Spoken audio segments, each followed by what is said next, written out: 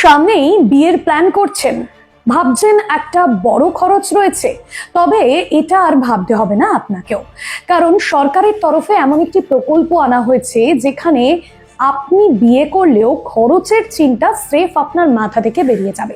আর এই বিষয় নিয়ে কথা বলবো। দেখছেন কলকাতা টিভি, ভাস্বতী রয়েছে আপনাদের সঙ্গে।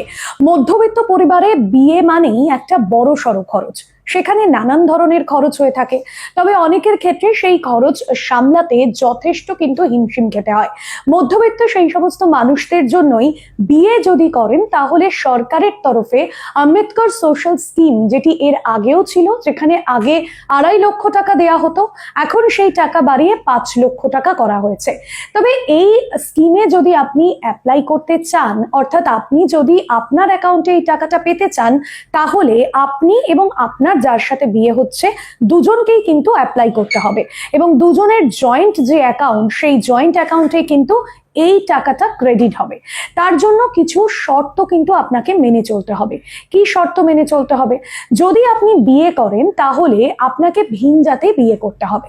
অর্থাৎ আপনি অথবা আপনি যদি ছেলে হন, আপনার স্ত্রী বা স্বামী যে হবে, সেক্ষেত্রে আপনাকে কিন্তু স্বামী বা স্ত্রীর মধ্যে কাউকে একজন তপশিলি জাতি হতে হবে, তাহলে কিন্তু আপনি এই প্রকল্পের সুবিধা পাবেন।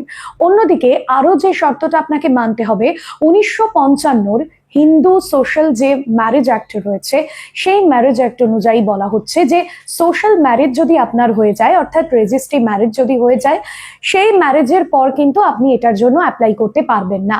আপনাকে বিয়ে করতে হবে এবং সেটা একেবারে কিন্তু সামাজিকভাবে হিন্দু যে রীতিনীতি রয়েছে সেই রীতিনীতি মেনে আপনাকে বিয়ে করতে হবে। এবং তারপরে আপনি যথাযথ যে তথ্য বা নথি আপনি দেবেন, তারপর এই স্কিমের জন্য আপনি অ্যাপ্লাই করতে পারেন। কিন্তু তার আগে আপনি অ্যাপ্লাই করতে পারবেন না। এবং অবশ্যই আপনি যে বিয়ে করছেন এটাই কিন্তু আপনার প্রথম বিয়ে হতে হবে।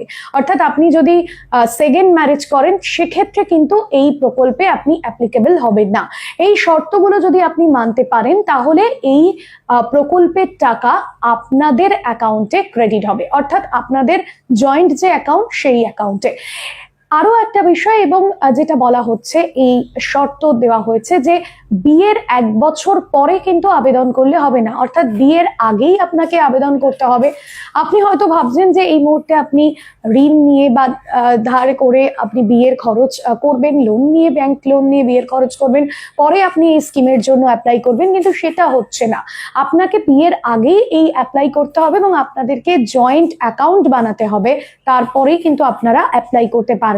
এবং আপনাদের যখন হিন্দু রীতিনীতি মেনেই বিয়ে হয়ে যাবে, বিয়ের 1 বছর পর যদি আপনারা আবেদন করেন তাহলে কিন্তু এই বিষয়টা অ্যাপ্লিকেবল হচ্ছে না। সেক্ষেত্রে বেশ কিছু নিয়ম থাকছে এবং সব থেকে বড় কথা এটাই প্রত্যেকে বলছে যে কেন ভিন জাতি বিয়ে করতে হবে। কারণ এখনো পর্যন্ত আমরা এই আধুনিক সমাজে বা 20-এর দশকে দাঁড়িয়েও কিন্তু একটা চিরাচরিত যে প্রথা, সেখান থেকে বেরোতে পারি না, যে তথাকথিত সমাজ সৃষ্ট বেশ কিছু কালচার বা নিয়ম, যেখানে আপনি কোনো জাতি হলেন, সেখানে গিয়ে আপনি ভিন জাতি বিয়ে করলেন, এখনো বেশ কিছু কিন্তু সমাজে সীমাবদ্ধতা রয়েছে। মনে করা হচ্ছে যে সরকার এই প্রকল্পের ফলে বা এই বিষয়ে আনার জন্য আগামী দিনে এই সীমাবদ্ধতা কিন্তু কাটবে, এমন জন্যই কিন্তু এর জন্যই এই ধরনের স্কিম আনা হয়েছে এবং এই ধরনের শর্ত মূলত রাখা হয়েছে। আর যেটা বলা হচ্ছে যে মূল শর্ত যেটা প্রাধান্য দেওয়া হয়েছে, যে প্রথম বিয়ে, আপনি যদি দ্বিতীয় বিয়ে করেন সেক্ষেত্রে এটার জন্য আবেদন করলে আপনি পাচ্ছেন না, প্রথম বিয়ের ক্ষেত্রেই এটা পাবেন, যেটা আপনাদের বললাম। এবং বাকিটা আপনাকে প্রথমে অ্যাকাউন্টে দেওয়া হবে এবং পরের যে টাকাটা, পরের কিস্তিতে, পুরো টাকা একভাবে দেওয়া হবে না। প্রথম একটা কিস্তির টাকা আপনার অ্যাকাউন্টে ঢুকবে এবং পরবর্তী যে কিস্তির টাকাটা ঢুকবে সেটা আপনার এফডির মাধ্যমে ঢুকবে। অর্থাৎ আজকে থেকে যারা বিয়ের প্ল্যান করছেন আগামী বছরের জন্য বা এই বছরের শেষের দিকে, তারা অবশ্যই এই প্রকল্পে নিজেদের বিয়ের খরচ কিন্তু নিজেরাই করে নিতে পারেন।